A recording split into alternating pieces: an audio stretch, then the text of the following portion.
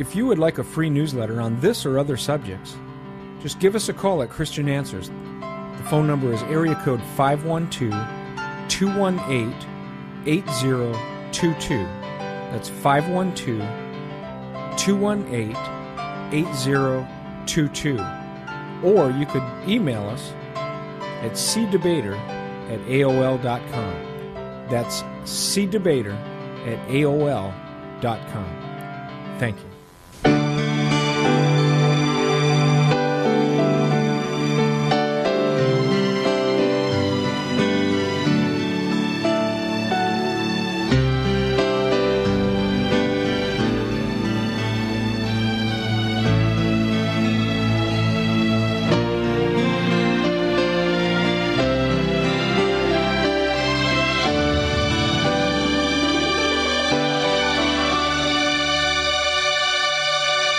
Greetings, and thank you for joining us today. I'm Larry Wessels, your host, and I want to thank you for being here for this special broadcast on the topic Seventh-day Adventism. Now, you normally don't hear much about that topic. I know, because I've been around for quite a few years, and I haven't heard much about it myself, and I thought it was about time that if no one else was going to do it, our program would do it. And so we're here in this very special series covering the topic of Seventh-day Adventism. What do they believe? What do they teach? All the different aspects and ramifications of that particular religion. And to help me expound on this topic, and I think almost in a very scholarly way, is this very special guest from Pennsylvania. He's an author. He's authored the book, which I happen to have a copy right here, called Are Seventh-day Adventists False Prophets? A Former Insider Speaks Out. Wallace D. Slattery, author. This, in my opinion, is one of the best books available right now on the market on the teachings and doctrines of Seventh-day Adventists. And I recommend that you get it at your Christian bookstore or through our ministry or through Wallace's ministry. I will now introduce him and give him a chance to give a little background information on himself and his beautiful wife, and also his mailing address for his ministry. So Wallace, I want to thank you again for being with us in this series. You're on camera. You'd like to say hello to our audience and also give a little background information about yourself. Very happy to be back with you people today. Carol and I were Seventh-day Adventists all our lives until we left a few years ago in 1984. We have done a tremendous amount of research trying to find out the facts about Adventism, what it really is, whether it is truly Christian or not.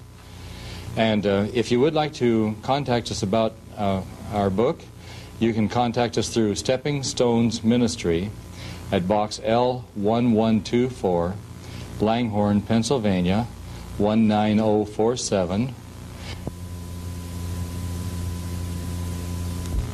Oh, very good, Wallace. And Carol, would you like to say a few words? You were on last week, and there's some new viewers this week that didn't catch probably show number 1. And would you like to say a few words about yourself? Well, I'm happy to be here. And I'm also from an Adventist family. I grew up in an Adventist family. Mm-hmm. Was an Adventist all my life. And not until Wally did some research did we find out that there were problems in the church. And that's why we're here today. Okay, very good. Well, our viewers out there, hopefully you caught part 1 of this series. It was highly enlightening if you were able to see it. Wallace here did an outstanding job getting into the early history of the church and a lot of unknown teachings that seem to have been suppressed over the years. I'll keep you in a little suspense on what those things were and hope that you catch a rerun of that, or maybe contact our ministries to find out more about that particular show. But since there is a limited amount of time, we want to cover as much new material as we possibly can in the time we have available to us. So in this particular show, we won't be covering very much of what we covered previously, and we will continue to move into new territory as we explore together the vast panorama of Seventh-day Adventism, its prophet and their doctrines and understandings of Scripture. Well, basically what I'd like to do now is turn it over to Wallace for a moment here. to give us just a very brief synopsis, a recap, to kind of bring us back to where we ended last week, so we can pick up there and move on. Wallace, we've got these charts we showed last week. This is just for our new viewers, just briefly. We're not going to get into any kind of detail like we did last time. But if you could explain for our viewers here about the spirit of prophecy, the people here in this picture, and then maybe Hiram Edson down here in the Millerite thing, and then we'll try to get back to where we were from last week. Certainly. This picture is of Ellen White, the founder and, shall we say, the guiding spirit of Seventh-day Adventism, with her husband James White, also very prominent in the early movement of Seventh-day Adventism. Adventism rose out of the Millerite movement of the 1830s and 40s, in which they thought that Christ was coming in 1844. When Christ did not, these early Adventists tried to find another rationale for what it might have happened then, and they decided that Christ had actually entered from a holy place in the heavenly sanctuary, the temple in heaven, to the most holy place. She was the guiding light, often called the spirit of prophecy, normally called the spirit of prophecy by Seventh-day Adventism, until her death in 1915. She's built quite a remarkably strong and great church, which still exists today and is expanding at an incredibly rapid pace. It's interesting, when I first started writing my manuscript in 1984, I said that Adventism had over 4 million members. In 1985 or 1986, when I wrote my preface, I said Adventism boasted over 5 million members. Today, well, I believe it's probably over 6 million. In fact, very well may be over 7 million. They're expanding at a rate. If they keep it up, by the year 2007, every person on this earth will be a Seventh-day Adventist. Well, let's hope that extrapolation doesn't work out too well.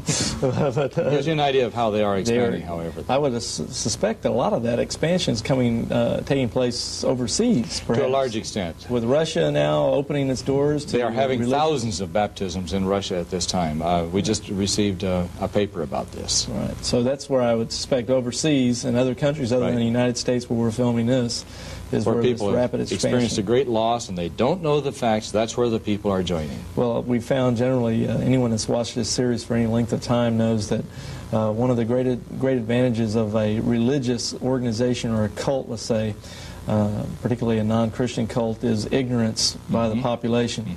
A false religious cult can take advantage of ignorance, and that's how they expand their base. And I guess after, 70 years of atheistic communism in Russia, let's say, is that example, with hardly any gospel being preached. There's been a great hunger.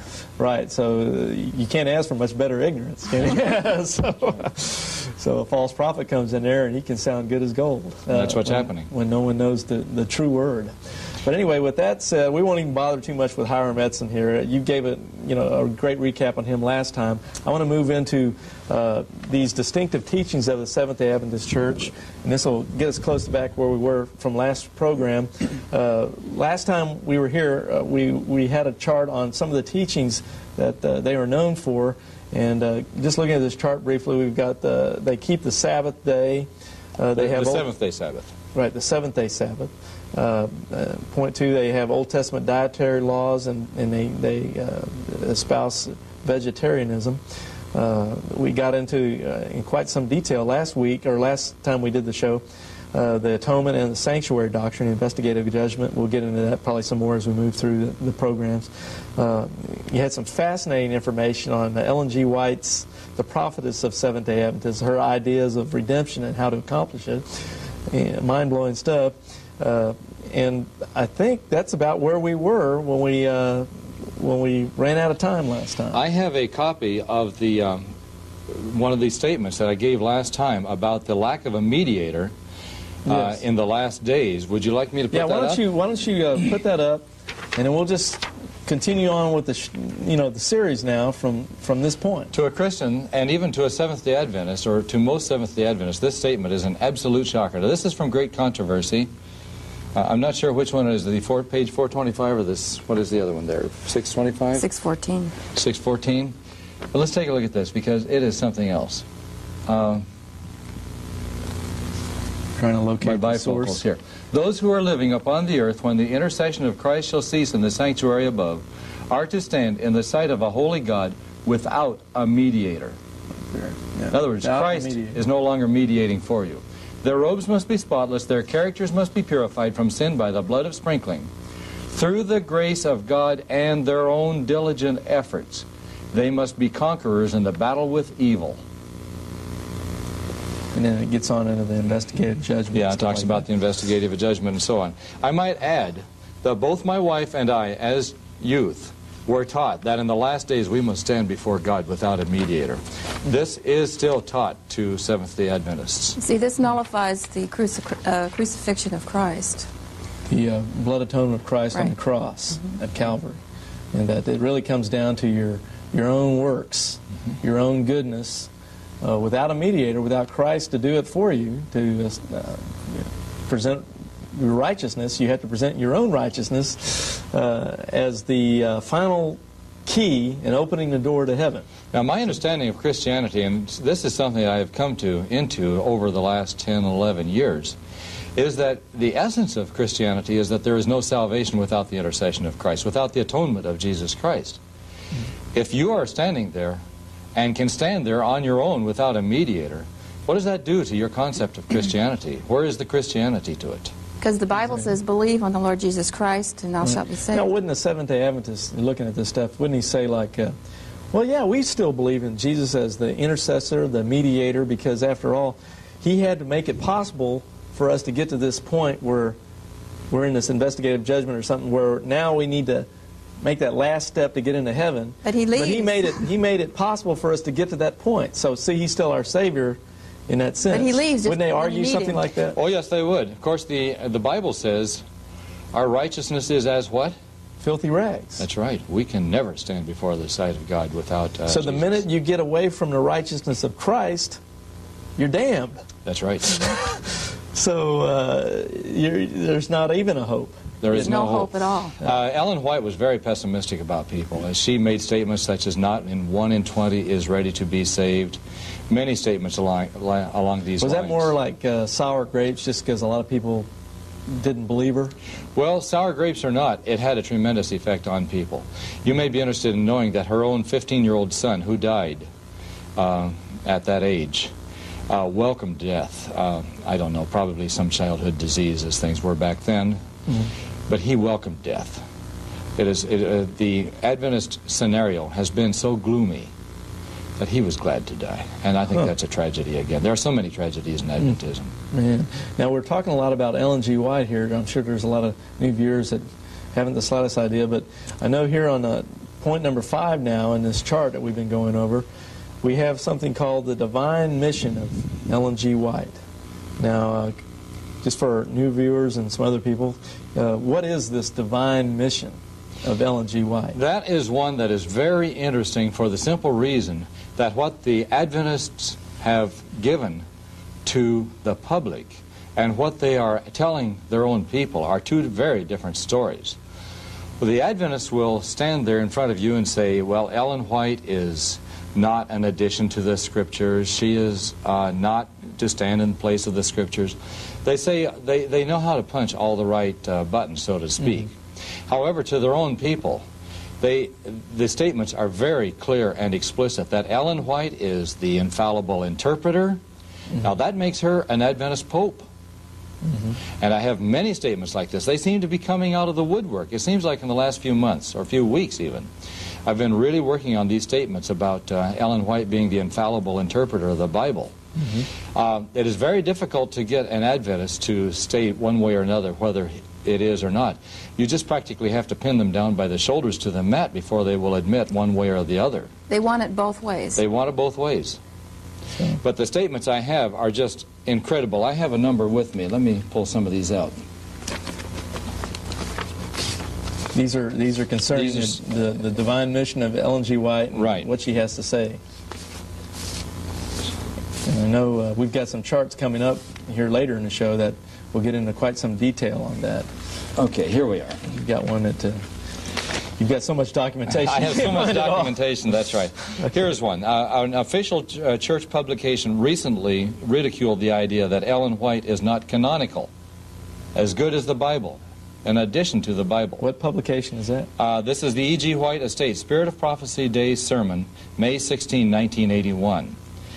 And D.A. Delafield, who is in the White Estate, or has been in the White Estate. Now, for new viewers, what is the White Estate? The White Estate is that organization that keeps and controls the writings of Ellen White. It is very close to General Conference headquarters near Washington, D.C. So now, they this keep is all the D.A. original Delafield. manuscripts, That's and right. papers and things that she wrote. This is another leader in the White Estate, D.A. Delafield, stating, get this one, Mrs. White is canonical as far as doctrinal interpretation authority is concerned. Now, even she's on the same par with the Bible. She's on the same par with the Bible. So if the Bible says it, it's true, and if Ellen G. White says it, it's true.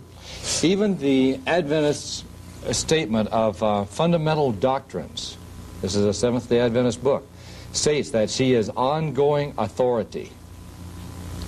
Now, let me hold that up a little higher. Yes, Yeah. I'll hold it up so you can see it there. And she's the ongoing authority. She is authority. She is ongoing authority. Okay. I have more. They're just all over the place. Now, this is Ron Graybill of the White Estate.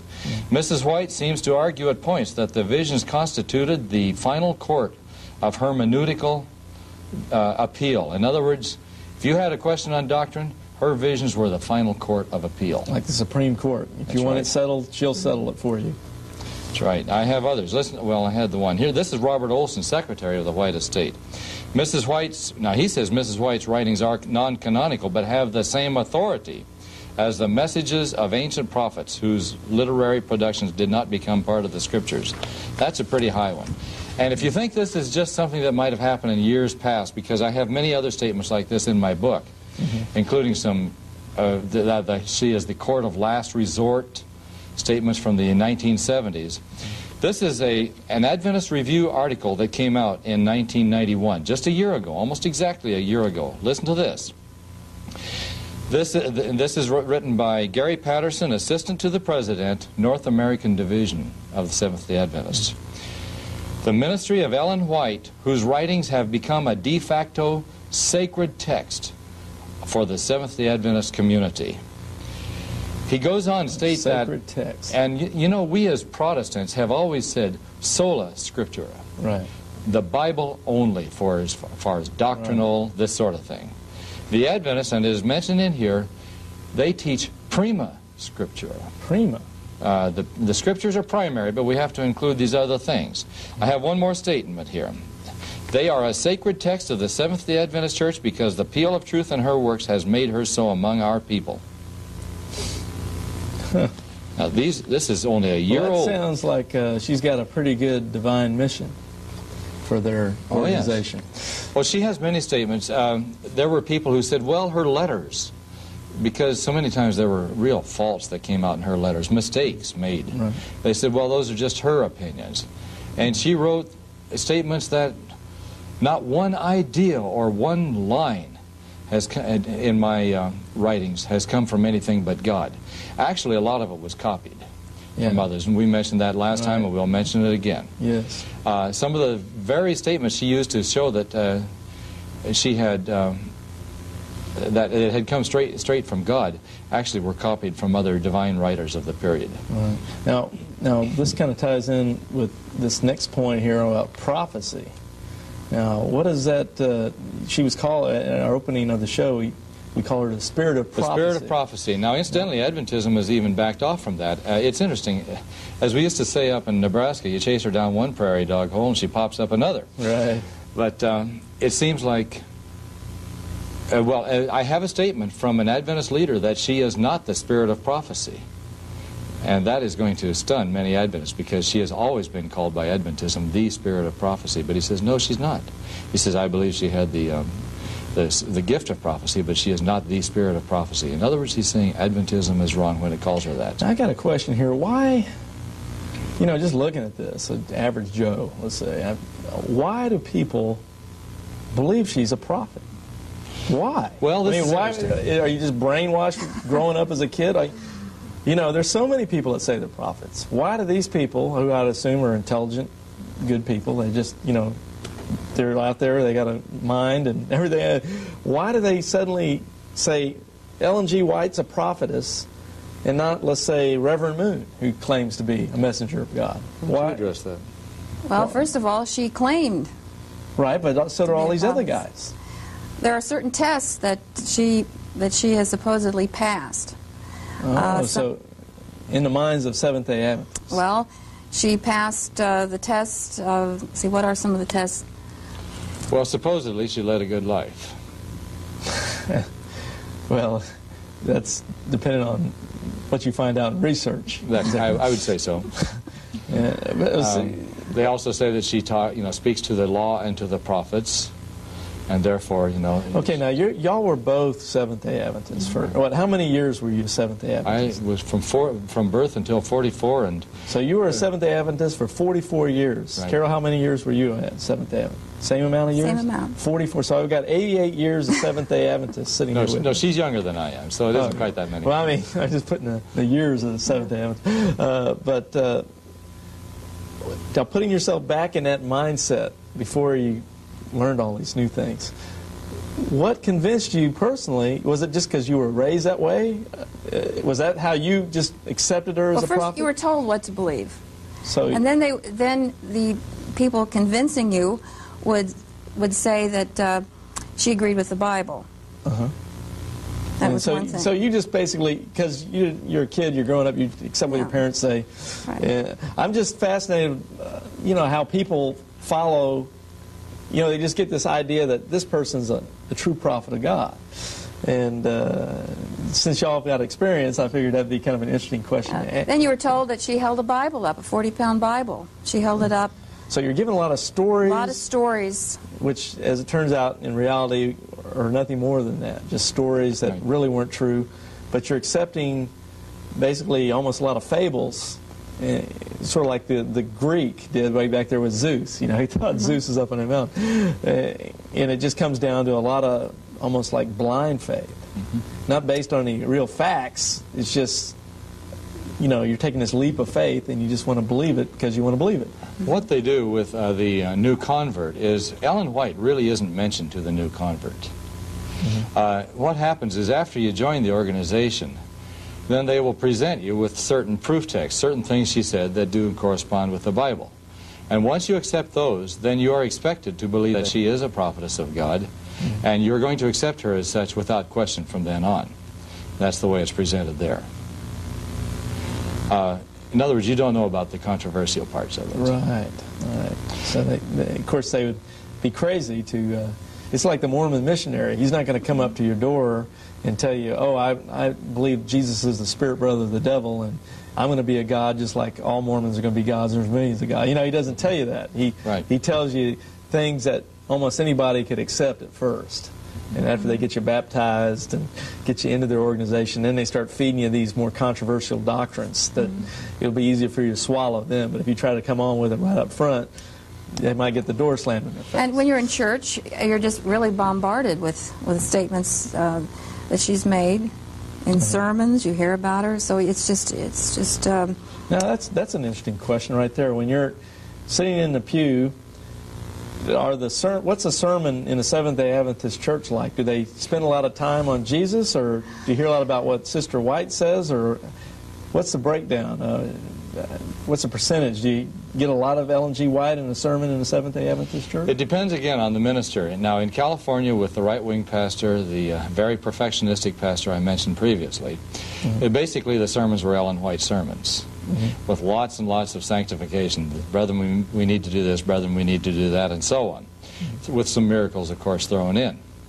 Now, in Pennsylvania, the pastor we had was comparatively gospel-oriented as far as Adventist pastors go, and we used to laugh about this.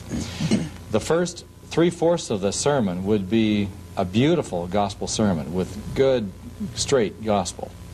But the last 15 minutes, the pastor would be very careful to throw in all the howevers.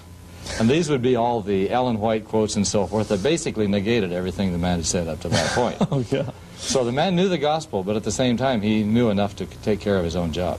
I see. So just to keep his own job, he has to compromise the gospel. Oh, yes, he did. Amazing thing. So getting back to our chart then, that was just some fascinating questions. It kind of spurred in my mind there as we were talking. But we've got these other doctrines. Did you have anything more you want to say on prophecy, or should we go on to the soul sleep thing? I would like to mention some things about prophecy that I think are very relevant, and that is that Adventism is very strongly opposed to what it calls apostate Protestantism, which basically means all the other Protestant organizations. But they do accept Roman Catholicism. Oh, no. And they're very strongly opposed to Roman Catholicism, although many of its doctrines are rather similar, or some of its doctrines are quite similar to Catholicism, as opposed to the Protestantism it so strongly opposes. And they also like to make a big thing of spiritualism. Their scenario for the last days are that Protestantism, Catholicism, and spiritualism will join hands and will rule the world. At that time, these combined organizations, and by the way, with the great physical help of the United States, which is also going to be running the world. At this time, they will unite in forcing a Sunday law upon the world, forcing everybody to not merely to abstain from work on Sunday, but to worship on Sunday. It's sort of like a universal blue law. Sort of but much more so. It'll be a law forcing everybody to worship on that day, not merely not buying cars. You know, this sort of sounds like something Ellen G. White might have said. It's exactly what she said. And so at that time, almost like she's closes. The brain, and any kind of strange thing you hear coming out of the Seventh-day Adventists, it almost can be traced back to what Ellen G. White said. It does. Somewhere Incidentally, much of this, however, came from the theological suppositions of some of the other leaders. She copied their theological suppositions as coming from her visions, and that has been documented.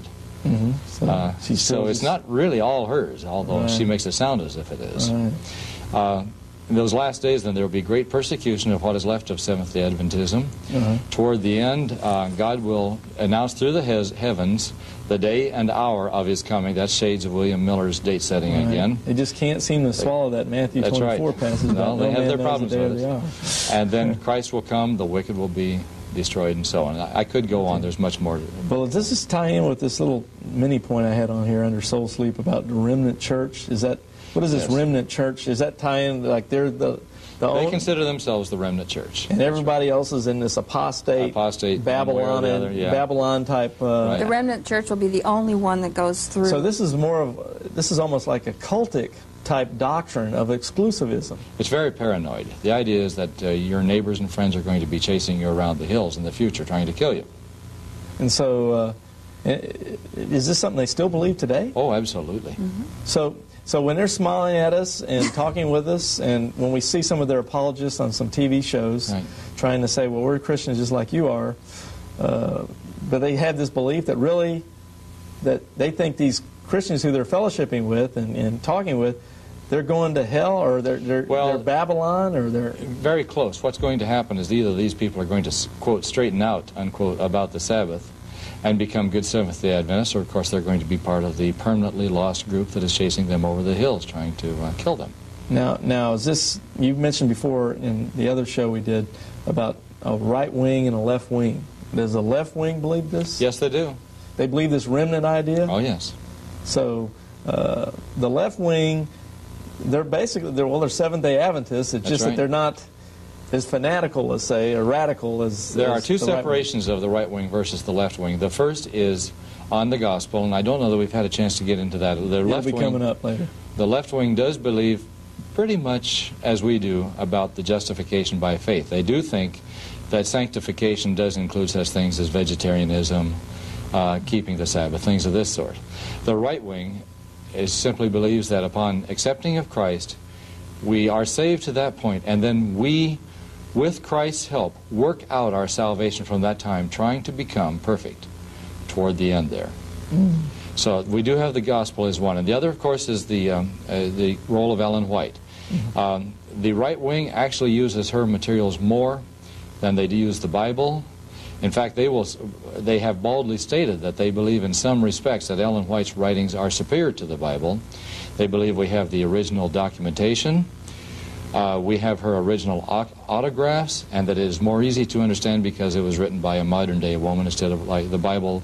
More 2000. contemporary. It So is that's much the more advantage, that contemporary. you've got Right. all these advantages to Ellen G. White as opposed to this Bible, which was written a long time ago. The left wing tends to be more ambivalent about Ellen White. I would say that maybe there's even embarrassment about her. They recognize that there's a lot of shortcomings and many problems with Ellen White. At times it almost seems like they'd like her to go away. Now you're mentioning all this stuff about the remnant church and all this terrible stuff. I want to just use this moment here. I want to show this to our people at home. I've got a little tract here that's been, or a little mail-out thing actually. It says, "Armageddon now. Time is running out for planet Earth.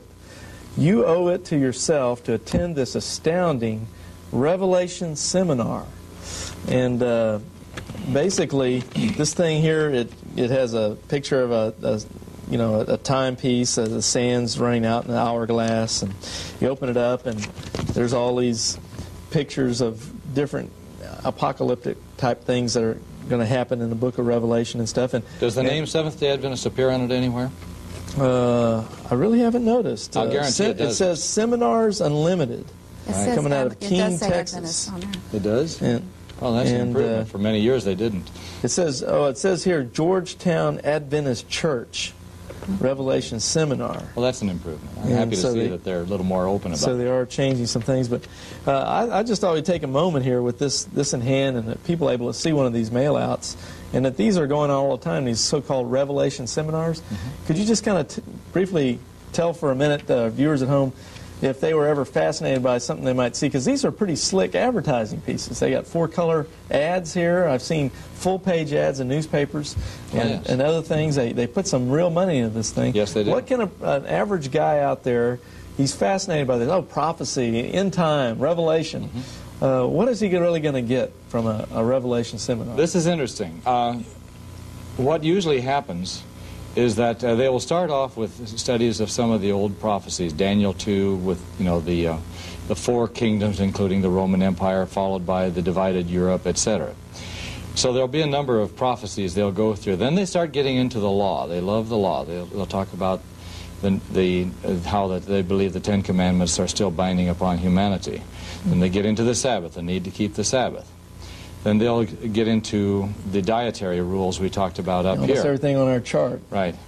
I guess they wouldn't get into Ellen G. White too much since No, because usually. it's the first contact with In fact, I have talked to Seventh-day Adventists who never had her presented to them before becoming Seventh-day Adventists, converted Seventh-day it's Adventists. just a strategy of not That's right. bringing her on until after they get you in. On the other hand, I have seen talks given on Ellen White and how they believe she is the spirit of prophecy and so on.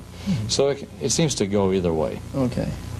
So basically, are they going to get a good sound biblical exposition of the book of Revelation on end time prophecy? Well, they'll certainly get a good sound exposition on the Seventh-day Adventist view of the book of Revelation. Okay. Right. They are very apocalyptic in their viewpoint. Right. And from what I understand, they really, in their interpretation of Revelation, they have something called historicism, basically applying like the French Revolution to a passage of Revelation. That's a good question. I'd like to ask that right now of a Seventh-day Adventist. The Adventist literature is full of discussion on the French Revolution. That's fine. But where is the discussion on the great communist revolution that makes the French Revolution look like an anthill? There is none. That's true. That's true. And That is all a 19th century apocalyptic schema. Right. And I've noticed from my studies in the Jehovah's Witnesses that Charles Taz Russell, the founder of Jehovah's Witnesses, he came up with his own exposition of the book of Revelation. And a lot of what he has in his book kind of ties in with the same kind of Adventist view of Revelation, where he's saying, well, this verse is the French Revolution, and this verse means some historical event over here. And Russell came out of the early Adventist movement. So the Jehovah's Witnesses and the Adventists have common ties at their beginnings. Yes. Something that I don't believe the Seventh-day Adventists are very enthusiastic In about. fact, speaking of that, there is almost a tie between a lot of these American pseudo-Christian groups or cults, you might want to say, in that you've got the Restoration movement back around the early 1800s with Alexander and Thomas Campbell. They started something called a Church of Christ and the Disciples of Christ, Christian Church, stuff like that. Out of that group came Sidney Rigdon, who was in the Church of Christ with Alexander Campbell. He got with Joseph Smith. They put together the Book of Mormons and so forth. Out of that, a lot of these guys started getting mixed up with the Millerite movement. And from there, the Adventists, from there, Charles Taze Russell, the Christadelphians with Dr. Moore. And it gets to be a pretty fascinating thing as you look at all these groups and how the Seventh-day Adventists are tied right in with all these early 18th century, or 1800s, early 19th century American religious movements going on. They were part of what's called the Burnt Over District, which is from, shall we say, Pennsylvania on through New York on up into New England, where again and again and again they had religious revivals. Right. And it just left the country, as they called it, burnt over, just totally burned out in religion by the time they were done with all these. I see, because it was really going hot and heavy, I'll tell you that much. Well, we're about ready to go on to our next chart practically here. We've gone through, we had the soul sleep, remnant church. There are some things about where Ellen G. White had said something about the sinful nature of Christ, and we'll get into that maybe later on in the show, somewhere in there. And there was another question. I put it on a chart just to remind myself because I thought this was kind of interesting. Seventh-day Adventists, like most churches, they have something like the Lord's Supper, the communion service. Yes. Is there anything, of course, I think I know what it is, but is there anything that's distinctive about a Seventh-day Adventist communion service that maybe a lot of other churches wouldn't practice? Well, I'm not really sure what you're aiming at. I can tell you two things that might seem a little unique. One is that the wine is grape juice. Okay.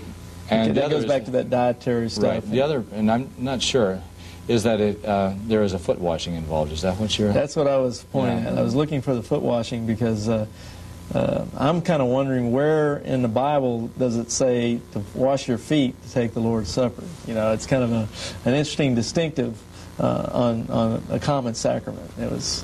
I just thought that was kind of an interesting viewpoint that they can take the Lord's Supper. When you look at the passages, the Lord's Supper. I mean, the foot washing is mentioned in John 13, but that's completely different from where you find the passages about the Lord's Supper. And it's kind of interesting how unrelated passages of text are put together in a common sacrament. So it makes you think, well, if this can happen on this, can it happen on other doctrines and teachings? Well, as you can imagine, the foot washing does lead to some very interesting situations, and perhaps we better not get into that. Right. Very, very fascinating. But from what I've understood from another Seventh-day Adventist I talked to, a former one, he said it actually kind of kills a lot of the participation in the communion service, and that a lot of people don't like to participate in foot washing. So a lot of people will stay home that day. Yeah, so they just don't even bother to come to church so that it can avoid foot washing. So actually this doctrine added on actually takes away from what's supposed to be a joyful time with the Lord. I always felt it was demeaning, but maybe that was... Yeah, it was just... I just thought it was kind of interesting. It's something you don't see too often. There's, I think the primitive Baptists get into foot washing and stuff, but that just was one of those. I've heard the story of the mill workers that all wore blue socks in the time they had a surprise foot washing, and they took their socks off, and here were this long line of blue feet. Yeah, I can imagine. Well, I guess with that, what we want to do is move on to some interesting questions. Of course, we're tying this whole series into a question we asked in part one. Is there were certain questions you can ask to determine whether a religious organization is a cult or not, a cult grouped around someone's interpretation of the Bible. And once they do that, then they go beyond what the Bible clearly teaches on cardinal Christian doctrines. And we're trying to ascertain if Seventh-day Adventists fall into that category.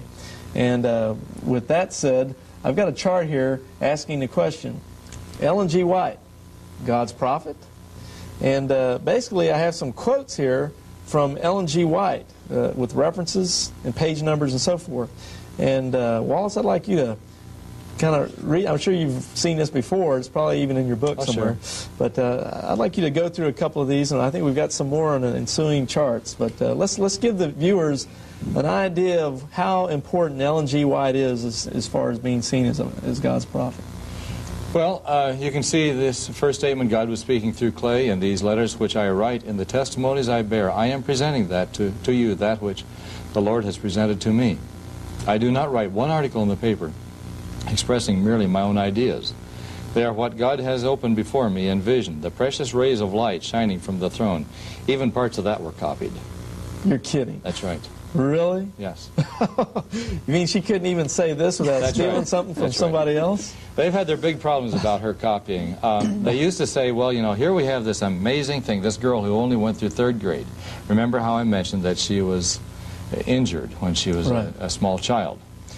Then later on they said, well, you know, she was, and they use this as evidence. I mean, here are these marvelous things being written, and yet, you know, we have this girl with a 3rd grade education.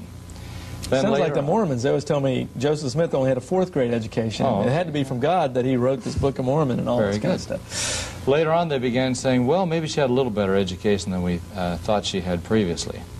Then later on they said, well, maybe she saw some things and unconsciously copied them, and not even knowing that. She had a photographic mind, they said. Finally, they came to, well, she had an unconscious photographic mind.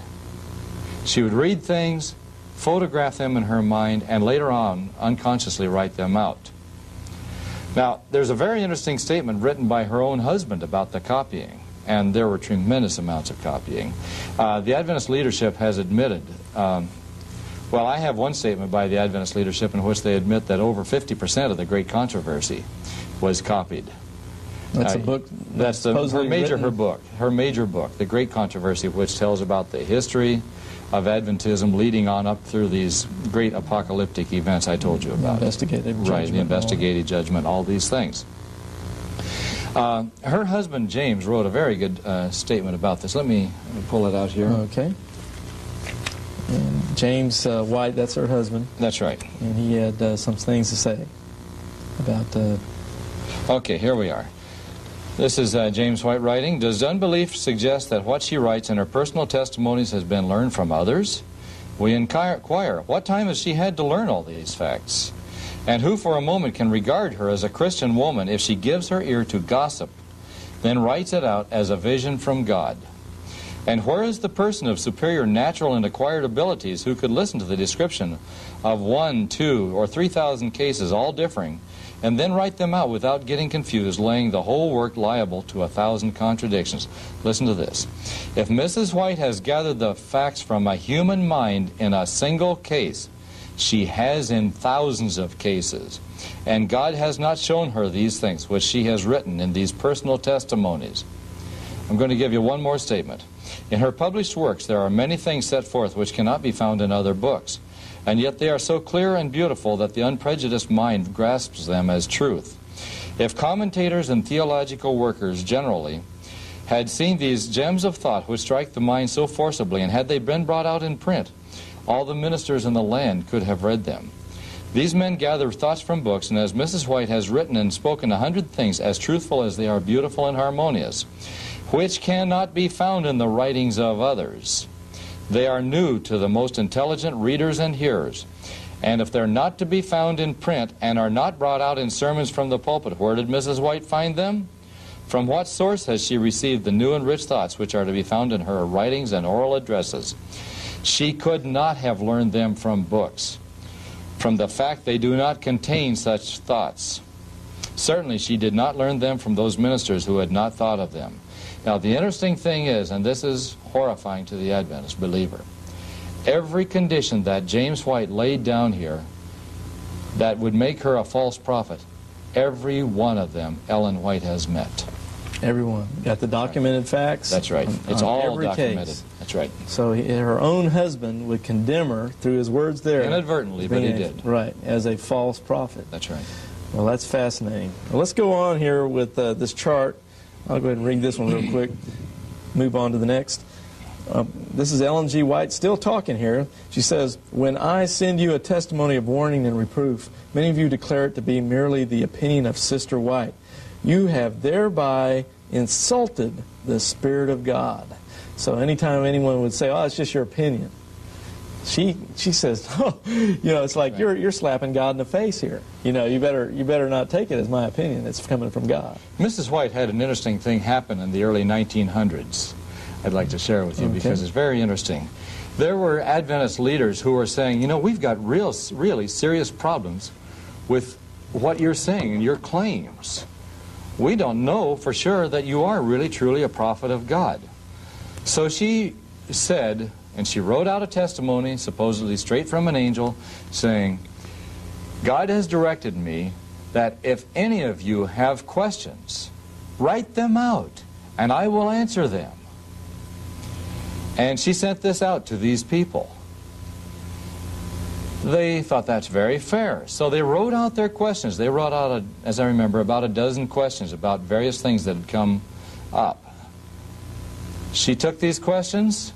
A few weeks later, she sent out another testimony. "The angel of the Lord came to me in a vision in the night and said, 'Don't answer these questions.' God changed his mind." Whoa! You have the document? Yes, I do. I don't. Now that'd be hard for some people to believe. I don't think I have it right here, in but I have it, and I can produce it to you in a little bit. Oh man, that's incredible. I mean, that's right in the... I have it. Oh, you've got it? Yes, I just thought of it. Oh, okay. Hold on. What is this? This is a very interesting little article. Okay, the first was a testimony.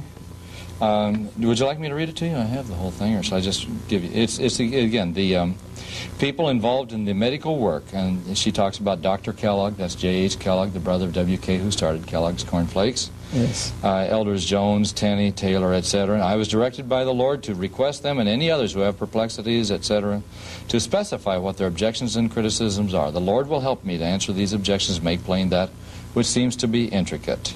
Let those who are troubled now place upon paper a statement of the difficulties, etc. Let it all be written and submitted. Okay.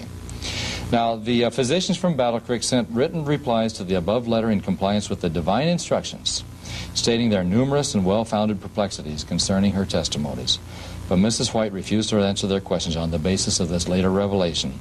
Sabbath night, a week ago, after I had been prayerfully studying over these things, I had a vision in which I was speaking before a large company where many questions were asked concerning my work and writings.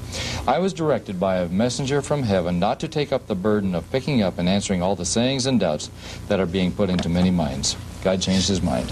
God changed it. Could you hold that up for one more moment here to the camera? I'd like people to see a picture of Ellen White in her old age. I'll just put it on the thing here. That's probably when she was in her 80s already, something like that. I would assume so, yes. Yeah, she lived to be... I think I read some Seventh-day Adventist publication where she was 87. over 70 years in public ministry. I think that's correct. She was 87 when she passed away. There she is, and never recanted anything she said or wrote. It's interesting. Her son, Willie White, years later, said, Mother was directed by God to find various things and that she thought were good and to insert them in her writings, bring them out, various truths. Mm-hmm. Yet when she told me about these, she told me not to tell others that she had been doing this. Mm-hmm. In other words, deceit was being practiced from the beginning. She knew it all along. She knew what she was doing, mm-hmm. and she continued it right up to the last. Incredible. Incidentally, some of the last books came out after months and even a year after she had passed away, and basically, and the White estate has not even bothered to argue with this. Walter Ray has demonstrated that they were compilations put together by others under her secretaries, other staff people, stuff like that. Right. Huh. But pushed off as her stuff. But pushed off as visions straight from heaven. Mm-hmm. Amazing. Well, to go on back to the chart then and kind of keep rolling along here, what we have. I just got a few more quotes here just to back up what's being said here. Here's another statement. Those who are reproved by the Spirit of God should not rise up against the humble instrument. It is God and not an erring mortal who has spoken to save them from ruin. Testimony for the Church, Volume 3, page 257. That's Ellen G. White saying, "Don't rise up against me, a humble servant or instrument. Not, don't look at me. This is God that's talking to you here." And then basically down here, I think we've seen this before. This is coming from the Advent Review and Herald from October 4th, 1928. Now, the Advent Review and Herald, is that an official magazine of the Seventh-day Adventist Church? Yes, it is. Many of the documents I've brought out came straight from what is today called the Adventist Review. Okay, so this goes back to October 4th, 1928. You say, Seventh-day Adventists hold that Ellen G. White performed the work of a true prophet during the 70 years of her public ministry. That's what I was just talking about. As Samuel was a prophet, as Jeremiah was a prophet, as John the Baptist, so we believe that Mrs. White was a prophet to the Church of Christ today. Here's another statement. This is a fairly recent one from the Adventist Review. Today, the Bible only is the cry of some who seek to discredit Mrs. White and undermine the authority of her writing. On the surface, this slogan sounds logical and appealing, but when analyzed carefully, it is seen to be invalid. And it goes on that comparing her to the writings of Luther and so forth. The problem is, of course, that Ellen White was considered to be an infallible interpreter of the Bible. And in 1971, the Adventist Review describes her as the only infallible commentator on the Bible and the final court of appeal among God's people. Now, this takes us back to the last thing I have on this chart about testing the prophet. She's obviously, they're elevating her to the status of a biblical prophet with full authority, canonical, all the rest of it. And we mentioned this on the last show in passing, and now we'll mention it again here, the Deuteronomy 18, 20 through 22 passage, right out of the Bible, where the Word of God tells you how do you test somebody that claims to be a prophet of God. And just reading from the text here, out of Deuteronomy 18, starting at verse 20, it says, "But the prophet, which shall presume to speak a word in my name, which I have not commanded him to speak, or that shall speak in the name of other gods, even that prophet shall die. And if thou say in thine heart, how shall we know the word which the Lord hath not spoken?"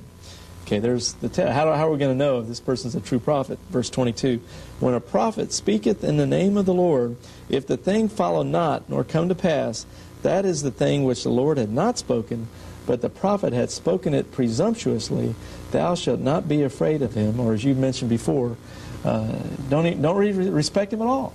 Adventism has a major problem with that, and the reason is that, you see, if Adventism describes Ellen White as the infallible interpreter of the Bible, that means basically that the Bible is being interpreted by Ellen White. I'm sorry, that the Bible is being tested by Ellen White.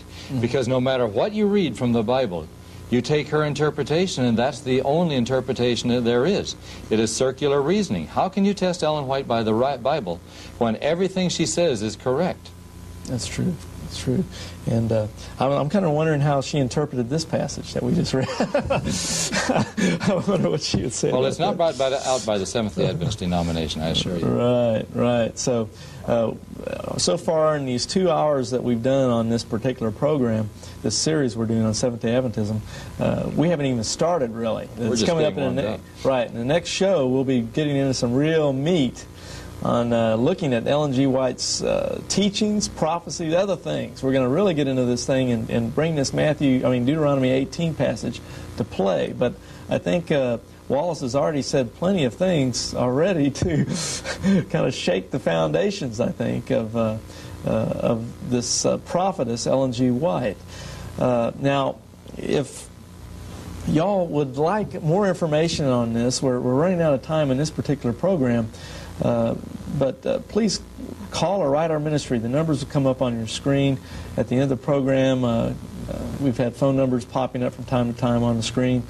You can write Wallace here personally. I'm sure you answer personal correspondence as well. Oh, yes, I do. People might have specific questions they may want to call to your attention and see what you have to say about a certain subject.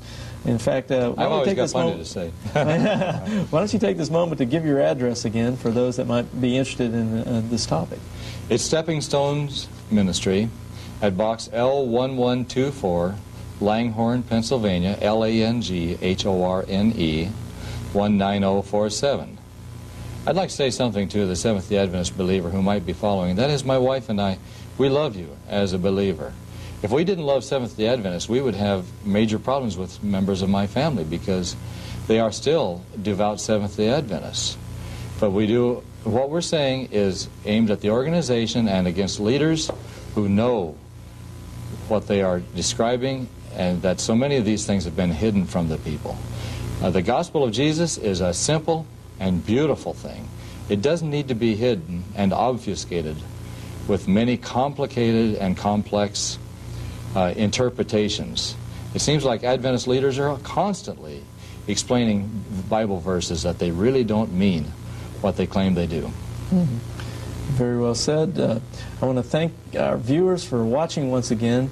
This is part 2 of our series. We'll be continuing again next week, this time on this channel.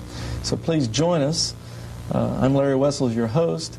And if you'd like some literature, other information we have available, particularly from the Research and Education Foundation, of which I'm a staff member, feel free to call or write. We'll be more than happy to send you any kind of information on this particular topic that you may require.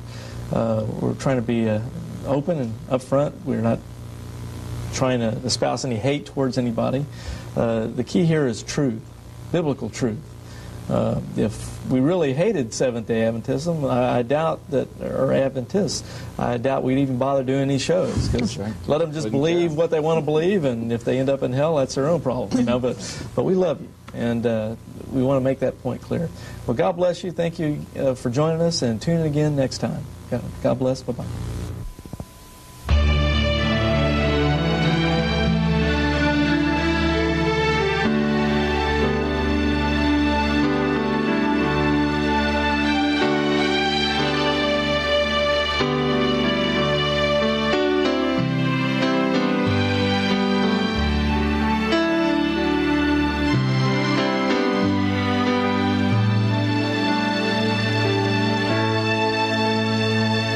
Check out our websites. BibleQuery.org. This site answers 7,700 Bible questions. HistoryCart.com. This site reveals early church history and doctrine, proving Roman Catholicism is not historically or doctrinally viable. MuslimHope.com. This site is a classic refutation of Islam, a counterfeit religion created by Muhammad. Free newsletters are also available.